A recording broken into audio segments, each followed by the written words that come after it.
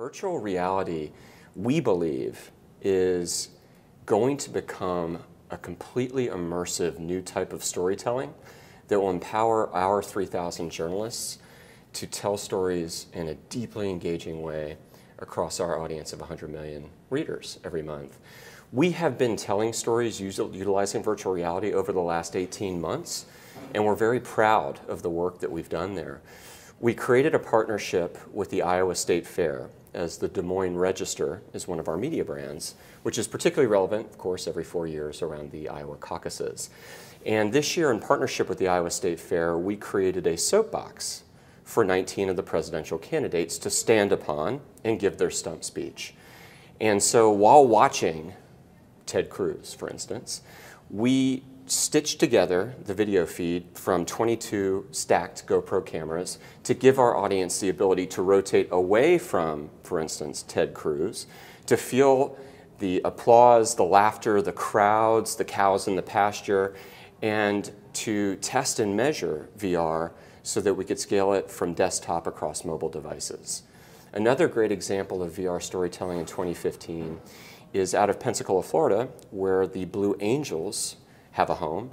We created VR storytelling in the back of an actual Blue Angel plane with a Navy pilot shooting the VR. So you're flying in formation with other Blue Angels, and the video was so powerful that Mark Zuckerberg posted it on his Facebook page, and Facebook just named it the top VR story that was told in 2015, and we're super proud of that. So 2016 for us in virtual reality continues our evolution using that storytelling device in two significant ways. Number one, we are going to be marking cultural occasions across America through the power of virtual reality storytelling. So that could be anything from Burning Man to the Iowa State Fair to the 100th running of the Indianapolis 500 and to the Country Music Awards that occur in Nashville. But we will be committing to telling stories that mark cultural occasions across America. Also, and this is the first time this has been said publicly, we are going to be debuting a daily virtual reality show in 2016 with a technology partner who we will be naming later. So, Kevin, tell us a little bit about the, when you talk about empowering the 3,000 journalists, yes.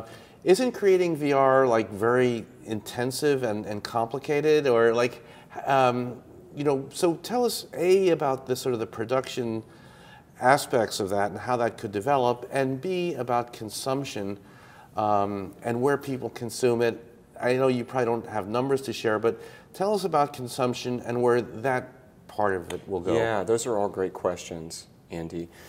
So I'd say, to back up from the VR element of this, video for us in 2016 is all about utilizing the talents and the capabilities that the strength and scale of our 3,000 journalists nationwide newsroom can provide us, and arming them with the tools to tell stories utilizing video gives us, we think, the opportunity to become one of the largest, most trusted sources for online video news, information, and points of entertainment that exists. So that's going to be a big emphasis of ours in 2016. For virtual reality, we're seeing the technology of the actual camera required to shoot VR, the bar to entry there is decreasing. So we feel it can become more of a ubiquitous tool for journalists to have out in the field, for instance, to capture live and breaking news, as we feel that's a category in VR that is underdeveloped right now, and perhaps a place where we will place some bets.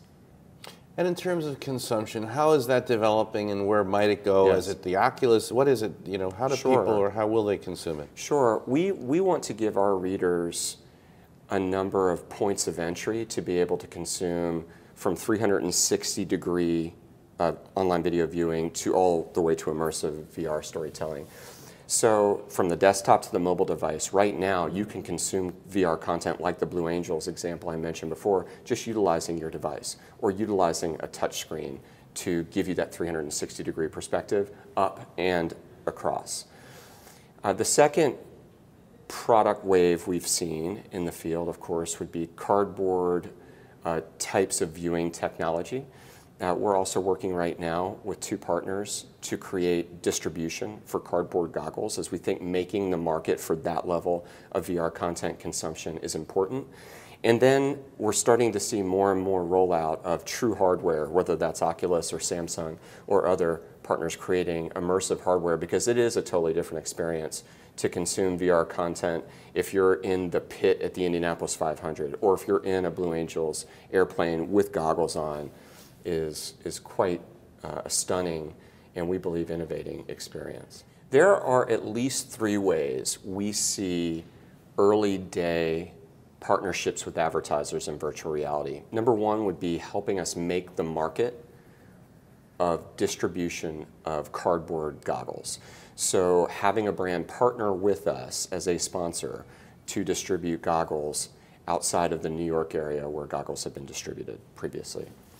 Number 2, we think that branded content and native creates a new type of storytelling that a brand can take to captivate and reach audiences. Early days in VR, we're working with some automotive partners to build and simulate the test drive experience utilizing virtual reality to potentially scale the number of new car drivers you could put in to test drive your vehicles. One of the last areas of advertising partnership we see is product placement within virtual reality stories that we're telling. If you remember, I mentioned we were going to be developing and building a daily virtual reality show. You could see us using the studio that we would be shooting that VR daily show in to feature products of brands that we partner with as well. So I would say these are all pre-scale advertising partnership ideas as we're all working to build that market of VR content consumption.